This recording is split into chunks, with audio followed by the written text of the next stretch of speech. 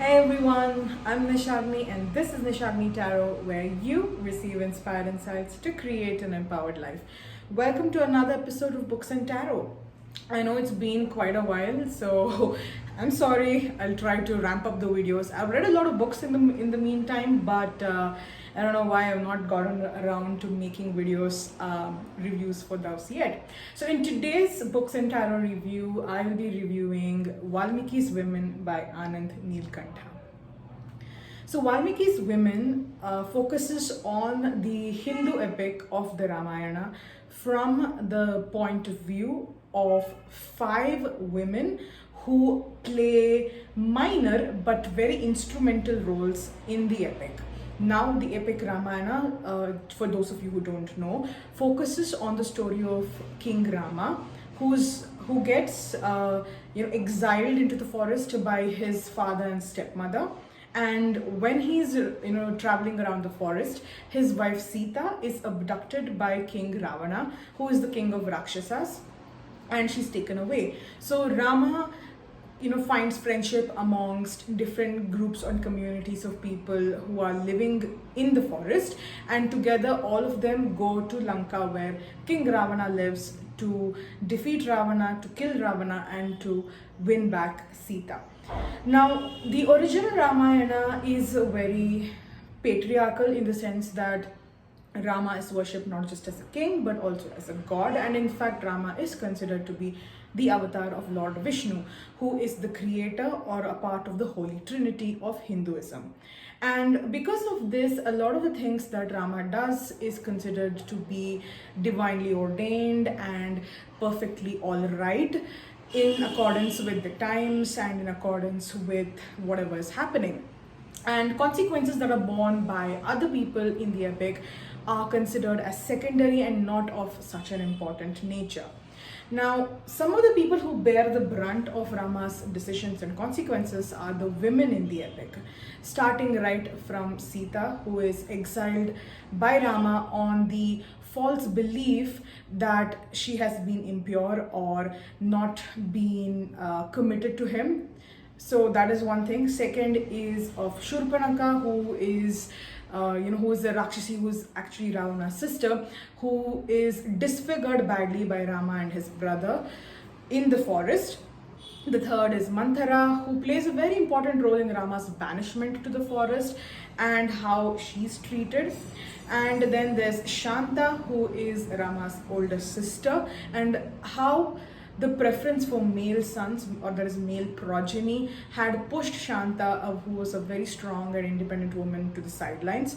And finally, there's Tataka, who is a resident of the forest, who was killed brutally by Rama and his brothers while the Brahmanas, or rather the rishis, the sages, were conducting rituals. Now, if you have not read the epic, this review may not make a lot of sense. So I would recommend that you purchase either C. Rajagopalachari's Ramayana or Devdutt Patnaik's Sita. Both of them are really good books. They're small books. They're perfect for beginners who want to get into the Ramayana and who want to understand the basic structure, skeletal structure of the Ramayana. Now, if you are familiar with the epic, then continue watching, because this review is going to be good. So in Valmiki's Women, Anand Neelkantha focuses on 5 distinct voices. One is Bhumija, that is Sita. The second is Shanta, Rama's elder sister. Then there's Manthara, who is Kaikeyi's personal maid / foster mother.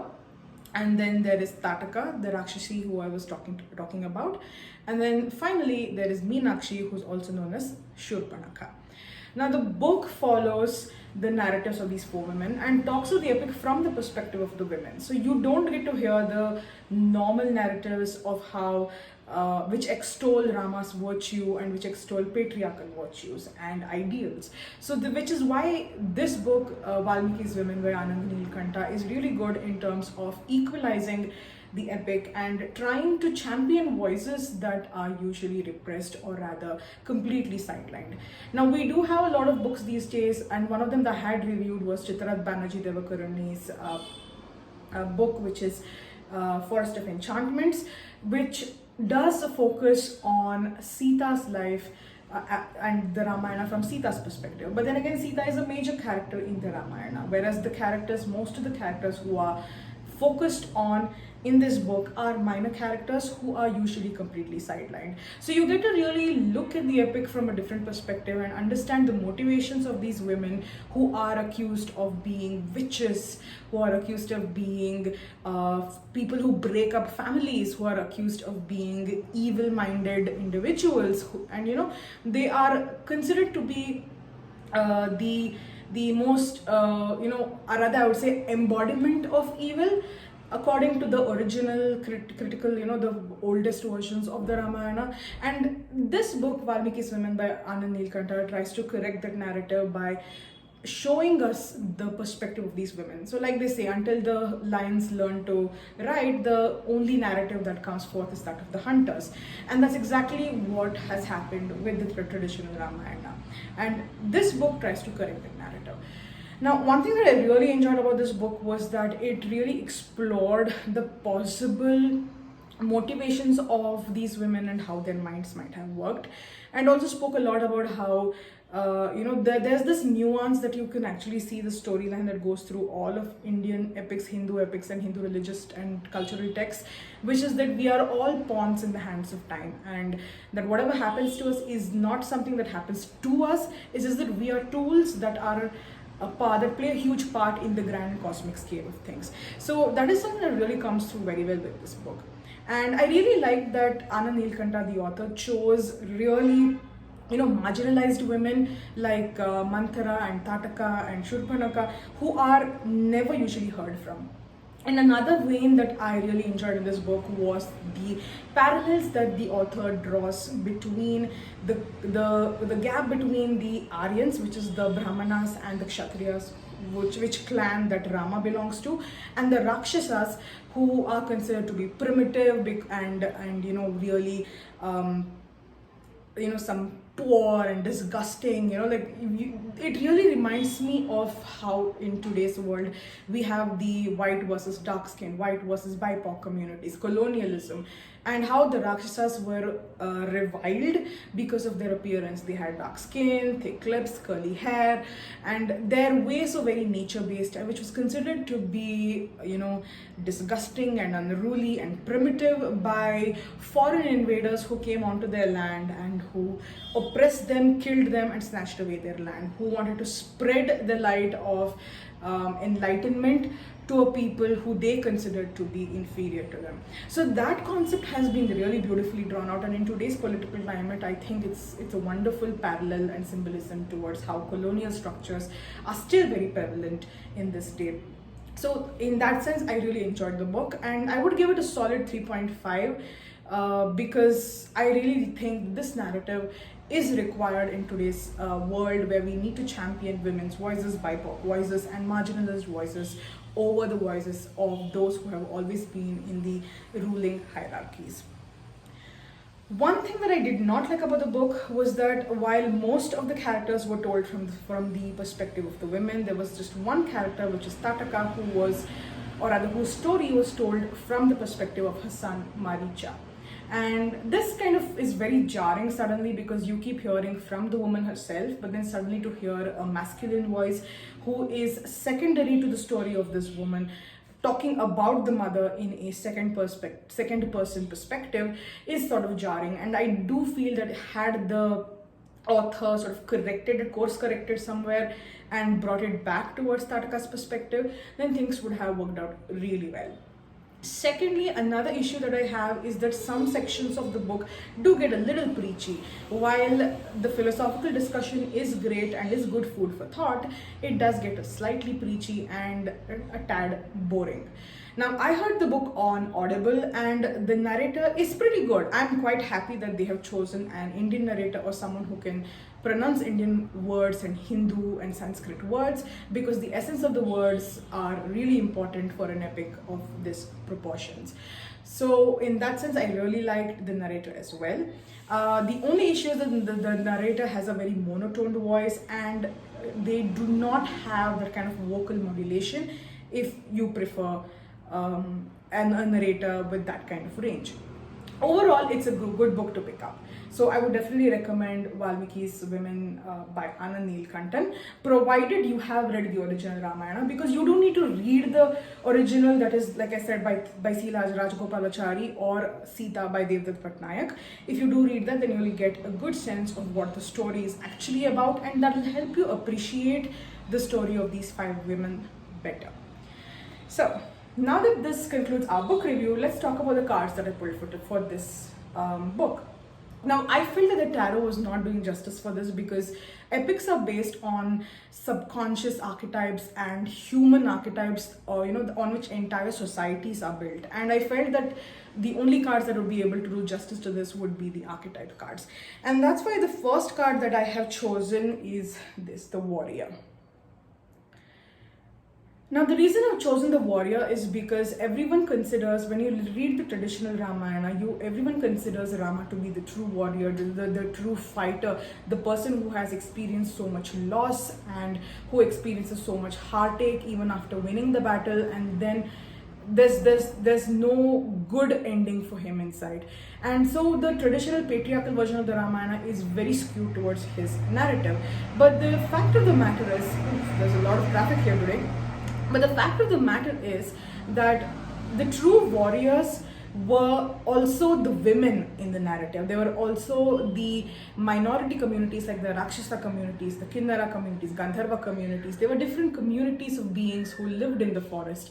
So they were the true warriors, because they were the ones who had to deal with colonizers coming from other lands to take over their lands, to rip their families apart, to destroy their culture. The women had to deal with oppressive regimes which did not offer them justice and did not give them a fair chance at life.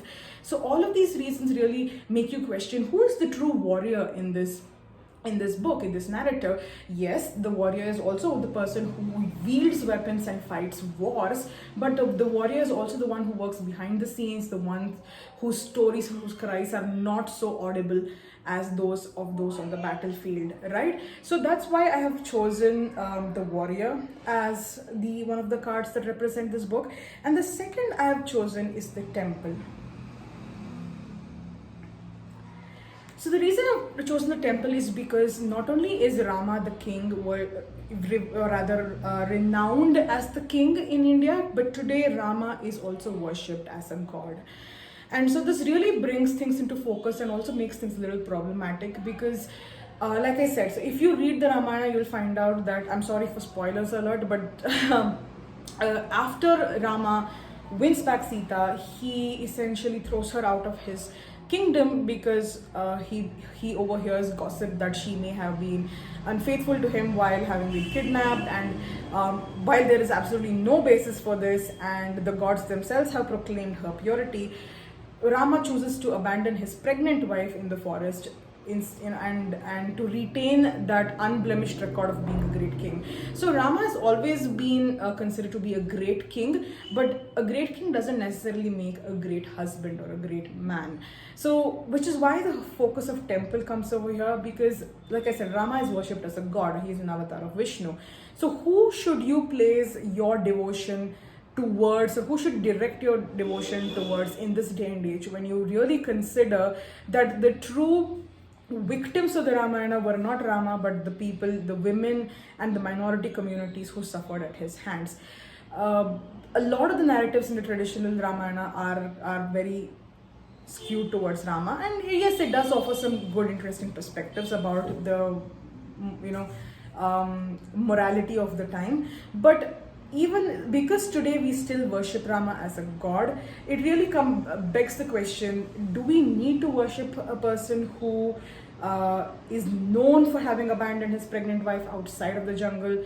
Should we really respect a person who was instrumental in kind of reviling a smaller community as demons because they were different from them, or they followed practices that were different from theirs?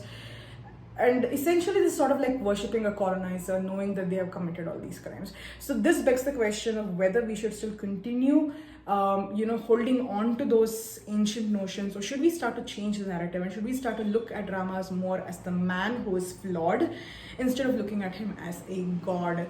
And I think that's more important, because the problem isn't just with Rama, but with the whole society of how the religiosity and the devotion around Rama has been created. Instead of looking at him as a god and building temples in his name, we should look at Ramayana as an epic that brings together myriad human archetypes, emotions, and experiences, and try to learn valuable life lessons from them.